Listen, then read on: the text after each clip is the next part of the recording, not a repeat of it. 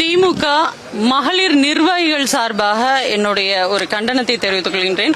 குழந்தைகள் இல்லாத வீட்டுல கிழவன் துள்ளி குதிப்பான் அப்படிங்கிற மாதிரி அதிமுகல அம்மையார் இல்லாத இந்த தருணத்துல எப்படி வேணாலும் நான் பேசும் அப்படிங்கிற வகையில இவங்க தொடர்ந்து முன்னாள் அமைச்சர்கள் இந்த மாதிரி பேசுறத வன்மையாக கண்டிக்கின்றோம்.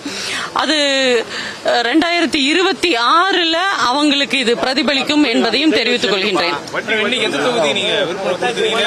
ஈரோடு தெற்கு மாவட்டத்தில் மொடக்குறிச்சி தொகுதியை 2.5 வருஷமா நான் ஃபீல்ட் ஒர்க் பண்ணியிருக்கேன். தலைவர் அவர்கள் அதற்கு வாய்ப்பு கொடுப்பார் என்று நினைக்கிறேன். என்ன கேட்டார் இன்டர்வியூல? இப்பதான் உங்களுக்கு புதுசா மாநில அளவில் ஒரு பொறுப்பு கொடுத்திருக்காங்க. இந்த இடத்துல நீங்க சீட்டு கேட்டிருக்கீங்க, என்ன சொன்னார்?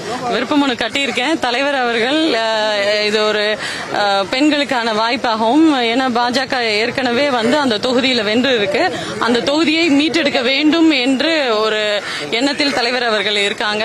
சோ நம்ம திமுக அங்க நின்னுது அப்படின்னா எப்படி வெற்றி பெற செய்வீர்கள்? போன முறை என்ன நடந்தது? 2024 நாடாளுமன்ற எலெக்ஷன் அப்போ மேற்கு மண்டலத்தில் அதிகப்படியான வாக்குகள் வித்தியாசத்துல கிட்டத்தட்ட 63,000 வாக்குகள் வித்தியாசத்துல அந்த தொகுதியில லீடிங் வாங்கியிருந்தோம். சோ இந்த சட்டமன்ற தொகுதியிலையும் நாங்க அதிகப்படியான வாக்குகள் வாங்கி தருவோம்னு எங்களுடைய ஒன்றிய கழக செயலாளர்கள் உறுதியேற்றிருக்காங்க. மொடக்குறிச்சி திமுகவுக்கு நீங்க கொடுக்கணும், கூட்டணிக்கு வேண்டாம் அப்படின்னு